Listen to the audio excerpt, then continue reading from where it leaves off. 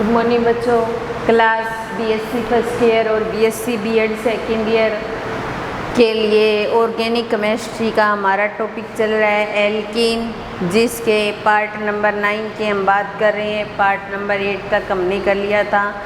हमारा टॉपिक चल रहा था रासायनिक अभिक्रिया, एल्कीन की रासायनिक अभिक्रिया, जिसके अंदर हमने इलेक्ट्रॉन से नहीं योगात्मक अभिक्रिया कंप्लीट हो गई थी, मुक्त मूलक योगात्मक अभिक्रिया भी कंप्लीट हो गई थी, या पेरोक्साइड प्रभाव भी बोला जा सकता है। उसके बाद में नेक्स्ट रिएक्शन आती है ऑक्सीकरण अभिक्रिया। टोटल एल्कीन 6 प्रकार की रिएक्शन शो करता है। इलेक्ट्रॉन से नहीं योगात्मक, मुक्त मूलक योगात्मक, ऑक्सीकरण अभिक्रिया, बहुलीकरण अभिक्रिया, समाविवीकरण अभिक्रिया, एलिलिक व वाइनिलिक प्रतिस्थापन। तो हम नेक्स्ट ऑक्सीकरण अभिक्रियाएँ करते हैं। इसके अंदर काफ़ी सारी अभिक्रियाएँ हैं। तो इसके अंदर पहली जो अभिक्रिया है वो है हाइड्रोक्सिलीकरण। पहली जो रिएक्शन है वो है हाइड्रोक्सिलीकरण।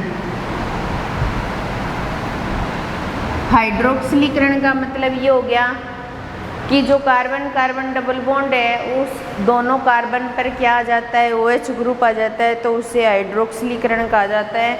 और हाइड्रोक्सिलीकरण के अंदर भी हम पहला हाइड्रोक्सिलीकरण करवाएंगे एल्कीन का KMnO4 और वाटर के मिश्रण के साथ में, या फिर क्षारीय KMnO4 की उपस्थिति में हाइड्रोक्सिलीकरण करवाएंगे पहला, जिसके अंदर CH2 डबल बॉन्ड CH2 और ऑक्सीजन और H2O के साथ रिएक्शन करवाएंगे और यहाँ पर लेंगे क्षारीय KMnO4।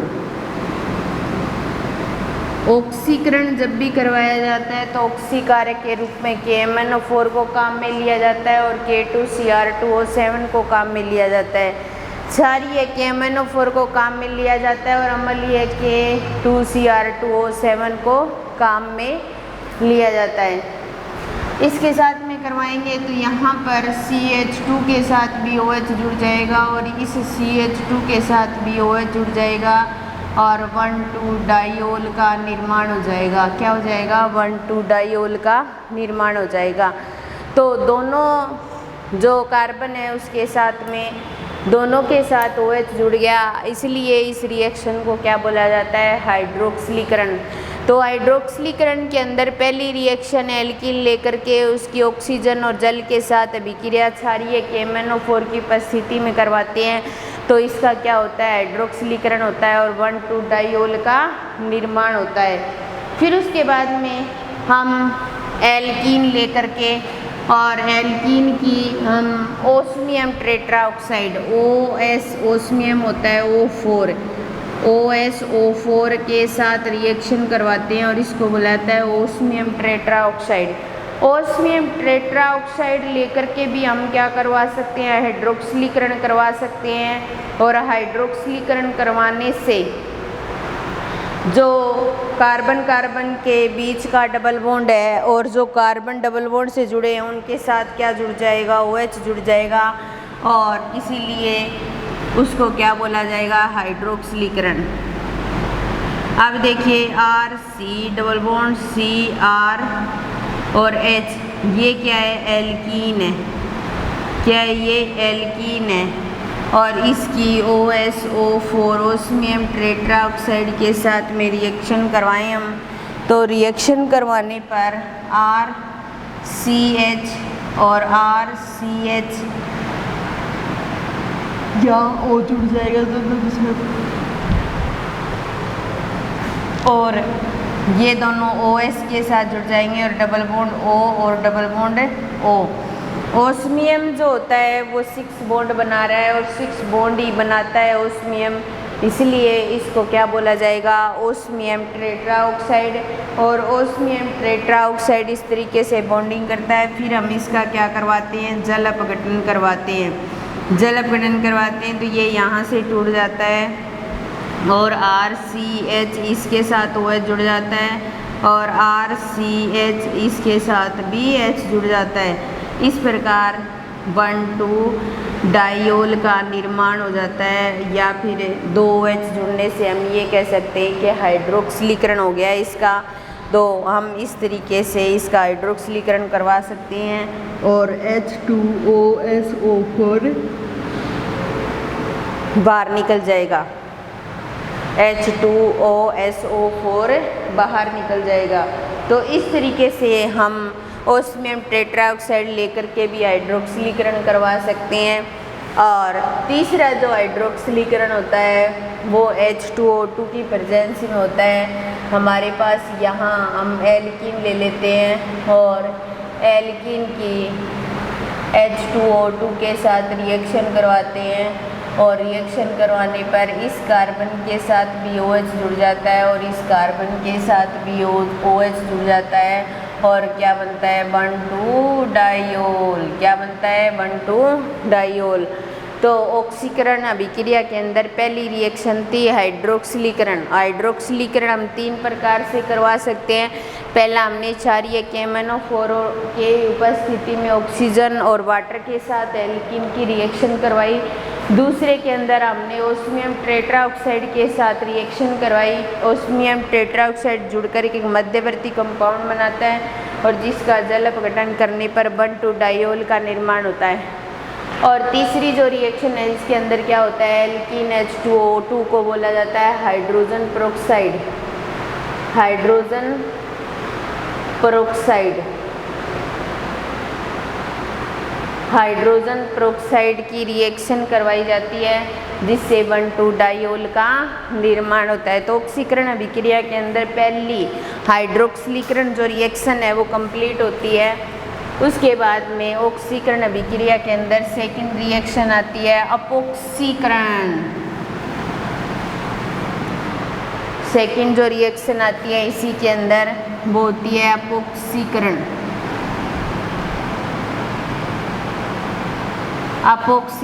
अपॉक्सीकरण के अंदर क्या होता है एल्कीन लेते हैं, क्योंकि एल्कीन की रासायनिक अभिक्रिया करवा रहे हैं तो हम एल्कीन ही लेंगे और एल्कीन लेकर के और उस एल्कीन को किस में चेंज किया जाता है अपॉक्सी यौगिक में चेंज कर दिया जाए।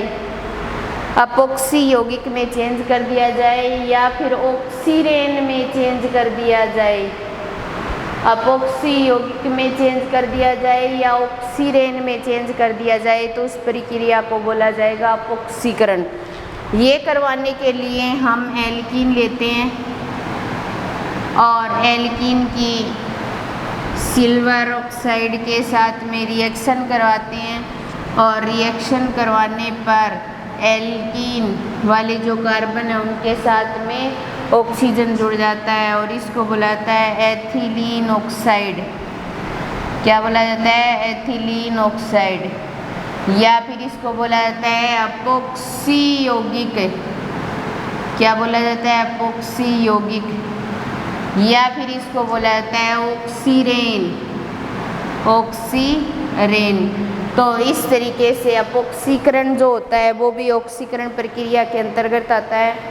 तो अपॉक्सीकरण करवाने के लिए भी अपने क्या करवाते हैं सिल्वर ऑक्साइड को काम में लेते हैं और इस सिल्वर ऑक्साइड को काम में लेकर के हम एथिलीन ऑक्साइड या अपॉक्सी यौगिक या ऑक्सीरेन बना सकते हैं। क्या कर सकते हैं अपॉक्सी यौगिक या ऑक्सीरेन बना सकते हैं।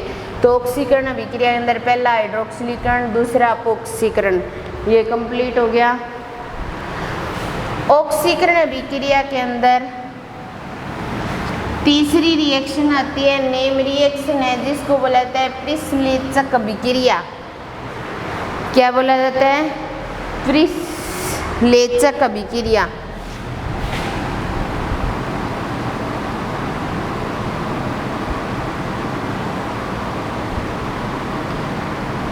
ये भी ऑक्सीकरण अभिक्रिया के अंतर्गत की आती है। प्रिस्लेचक अभिक्रिया के अंदर क्या किया जाता है एल्कीन ली जाती है और उसे अपॉक्सी कंपाउंड में चेंज किया जाता है। पहले एल्कीन ली जाती है और उसे अपॉक्सी कंपाउंड में चेंज किया जाता है और फिर उसको अगर जल अपघटित किया जाए अम्ल व क्षार की उपस्थिति में तो वो किस में चेंज हो सकती है हाइड्रोक्सिलीकरण में। किस में चेंज हो सकती है हाइड्रोक्सिलीकरण में या फिर वो किस में चेंज हो सकती है 1,2 डाइयोल में। तो हम अपोक्सी यौगिक दो तरीके से बना सकते हैं, CH2 डबल बॉन्ड CH2। और अपोक्सी यौगिक बनाने के लिए हम परअम्लों के साथ, ये क्या है, परअम्ल है, और परअम्ल में कार्बन और ऑक्सीजन के बीच में, कार्बन और हाइड्रोजन के बीच में 3 ऑक्सीजन आते हैं। और अगर साधारण कार्बोक्सिलिक एसिड होता है उसमें 2 ही ऑक्सीजन आते हैं, तो ये किस में चेंज हो जाएगा, अपोक्सी यौगिक में, और C6H5COOH बाहर निकल जाएगा। या फिर हमारे पास ये एल्कीन हो CH3 CH double bond CH3, इसको बोलेंगे 2-ब्यूटीन। क्या बोलेंगे, 2-ब्यूटीन। और 2-ब्यूटीन की सिल्वर ऑक्साइड के साथ में या सिल्वर की प्रेजेंस में रिएक्शन करवाई जाए ऑक्सीजन के साथ में, तो ये किस में चेंज हो जाती है, अपोक्सी यौगिक में। ये किस में चेंज हो जाएगी, अपोक्सी यौगिक में। और अपोक्सी यौगिक के बाद में अगर इसको जल अपघटित किया जाए अम्ल और क्षार की प्रेजेंस में, तब इसके दोनों कार्बन के साथ OH जुड़ जाता है, और एक OH यहाँ जुड़ेगा और एक OH ऊपर जुड़ेगा, और क्या बन जाएगा, ट्रांस 1,2-डायोल। क्या बन जाएगा, ट्रांस 1,2-डायोल। तो प्रिसलेचक अभिक्रिया के अंदर पहले हम अपोक्सी यौगिक बनाते हैं, और अपोक्सी यौगिक बनाने के लिए हमारे पास 2 कंडीशन होती हैं। अगर इसको भी अपने जल अपघटित करें अम्ल और क्षार की प्रेजेंस में, तो ये भी ट्रांस 1,2-डायोल का निर्माण करेगा, एक प्रकार से हाइड्रोक्सिलीकरण हो जाता है। ठीक है, तो प्रिसलेचक अभिक्रिया के अंदर हम एल्कीन लेते हैं और उस एल्कीन को पहले अपोक्सी यौगिक में कन्वर्ट करते हैं। इसके लिए पर एसिड को भी काम में ले सकते हैं, सिल्वर की प्रेजेंस में ऑक्सीजन के साथ भी रिएक्शन करवा सकते हैं, और इन दोनों के साथ ऑक्सीजन जुड़ जाएगा और एक अपोक्सी यौगिक बन जाएगा। फिर जल अपघटित कराएंगे तो ट्रांस 1,2-डायोल का निर्माण हो जाएगा, ट्रांस 1,2-डायोल का निर्माण हो जाएगा। तो ऑक्सीकरण अभिक्रिया के अंदर हाइड्रोक्सिलीकरण हो गया, अपोक्सीकरण हो गया, प्रिसलेचक अभिक्रिया हो गया। अभी 2 रिएक्शन और बाकी है इसके अंदर। इसके अंदर टोटल 5 रिएक्शन होती हैं। एक होती है ऑक्सीकारक विदलन, ऑक्सीकारक विदलन इसी के अंदर आता है, और एक होती है ओजोनी अपघटन, वो भी इसी के अंदर आता है। तो ऑक्सीकरण अभिक्रिया के अंदर टोटल 5 रिएक्शन होती है, हाइड्रोक्सिलीकरण, अपोक्सीकरण, प्रिसलेचक अभिक्रिया, ऑक्सीकरण विदलन और ओजोनी अपघटन, जिसके अंदर हमारी 3 कंप्लीट हो गई। और उसके बाद में चौथी आती है ऑक्सीकारक विदलन। चौथी जो रिएक्शन है वो है ऑक्सीकारक विदलन। ऑक्सीकारक विदलन के अंदर क्या करवाते हैं, अपने जो एल्कीन है उसको नवजात ऑक्सीजन के साथ रिएक्शन करवाई जाती है, और नवजात ऑक्सीजन के साथ रिएक्शन करवाने के साथ साथ इसके अंदर KMnO4 या K2Cr2O7 पोटेशियम परमैंगनेट या पोटेशियम डाइक्रोमेट को काम में लिया जाता है। क्षारीय KMnO4 को काम में लेते हैं और अम्लीय K2Cr2O7 को काम में लेते हैं। ऑक्सीकारक विदलन, विदलन का मतलब टूटना, ये कार्बन कार्बन के बीच के बंध को तोड़ देता है। और इसके अंदर क्या होता है कि जो प्रोडक्ट बनता है वो या तो क्या बनेगा, एसिड बनेगा, या फिर क्या बनेगा, कीटोन बनेगा। तो इसके अंदर जो प्रोडक्ट बनेगा वो एसिड और कीटोन बनता है। क्या बनता है, एसिड और कीटोन बनता है। तो जैसे हम रिएक्शन करवाएं, इसी के अंदर रिएक्शन है। जैसे फर्स्ट रिएक्शन है CH3 CH double bond CH2 और नवजात ऑक्सीजन के साथ में रिएक्शन करवा रहे हैं हम KMnO4 और K2Cr2O7 की प्रेजेंस में, तो ये बॉन्ड पूरी तरह से टूट जाता है, इसीलिए इस रिएक्शन का नाम है ऑक्सीकारक विदलन। तो ये तो किस में चेंज हो जाएगा, CH3COOH में, और आगे वाला HCOOH में चेंज हो जाएगा। इसको बोला जाएगा एसिटिक एसिड, क्या बोला जाएगा, एसिटिक एसिड, और इसको बोला जाएगा फॉर्मिक एसिड, फॉर्मिक एसिड। तो इस एल्कीन के अंदर दोनों ही प्रोडक्ट कैसे बनते हैं, एसिड के बनते हैं। जैसे दूसरी रिएक्शन के अंदर हम ये ले लें CH3 C double bond CH2, ये एल्कीन ले लें हम, और इस एल्कीन का ऑक्सीकरण करवाएं हम KMnO4 और K2Cr2O7 की प्रेजेंस में, तो ये बंद पूरी तरह से टूट जाएगा। अब देखो इससे तो क्या बन जाएगा, कीटोन, क्या बन गया, कीटोन, और लास्ट वाले से क्या बन जाएगा, HCOH, क्या बन जाएगा, फॉर्मिक एसिड, क्या बन जाएगा, फॉर्मिक एसिड। तो ऑक्सीकारक विदलन के अंदर मैंने बताया था कि जब भी ऑक्सीकरण करवाते हैं तो ऑक्सीकारकों की प्रेजेंस में रिएक्शन करवाई जाती है KMnO4 K2Cr2O7, और क्या बनता है, एसिड या कीटोन बनता है। जैसे हम ये रिएक्शन ले लें, हमारे पास CH3 C double bond C और CH3 और CH3, और इसका ऑक्सीकरण करवाएं तो ये बंद पूरी तरह से टूट जाएगा, और यहाँ पर क्या बन जाएगा, KMnO4 और K2Cr2O7, दोनों ही मॉलिक्यूल किसके बन जाएंगे, कीटोन के बन जाएंगे। जैसे ऊपर एसिड के बने थे दोनों ही मॉलिक्यूल, वैसे ही इसके अंदर किसके बन जाएंगे, कीटोन के बन जाएंगे। दोनों ही मॉलिक्यूल जो हैं वो कीटोन के बन जाएंगे। और अगर हमारे पास इस तरीके, अगर हमारे पास ये एल्कीन हो CH3 CH double bond C CH3 और CH3, और इसका ऑक्सीकरण करवाएं तो ये बंद यहाँ से टूट जाएगा, और रिएक्शन जो है वो किसकी प्रेजेंस में करवा रहे हैं हम, KMnO4 और K2Cr2O7 की प्रेजेंस में करवा रहे हैं।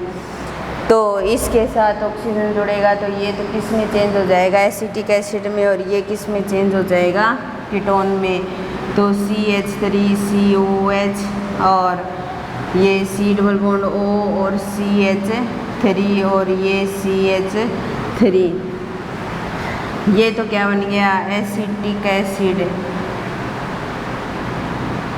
और ये किस में चेंज हो जाएगा, कीटोन में, किस में चेंज हो जाएगा, कीटोन में।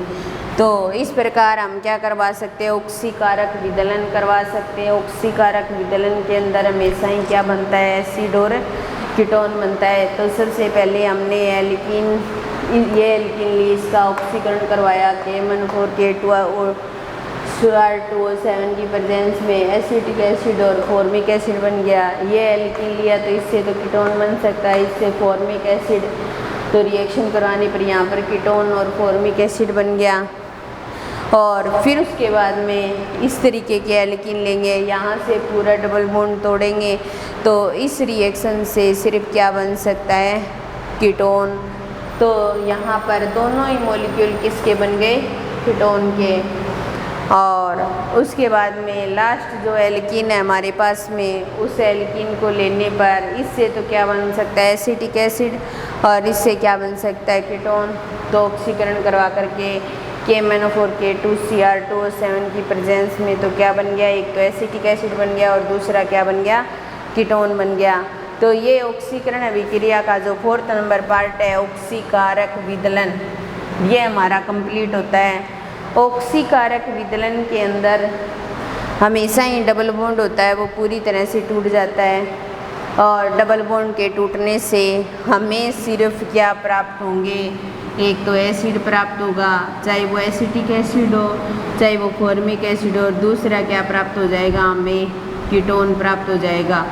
तो एक तो एसिड प्राप्त होगा, एक कीटोन। एसिड के अंदर एसिटिक एसिड हो सकता है, फॉर्मिक एसिड हो सकता है और कीटोन होता है। तो इस तरीके से चारों रिएक्शन ऑक्सीकारक विदलन के अंदर आती है। फिर हमारी लास्ट रह गई ओजोनी अपघटन। ऑक्सीकरण अभिक्रिया के अंदर लास्ट है ओजोनी अपघटन, ये हम नेक्स्ट क्लास में करेंगे। आज की हमारी क्लास यही समाप्त करते हैं हम। धन्यवाद।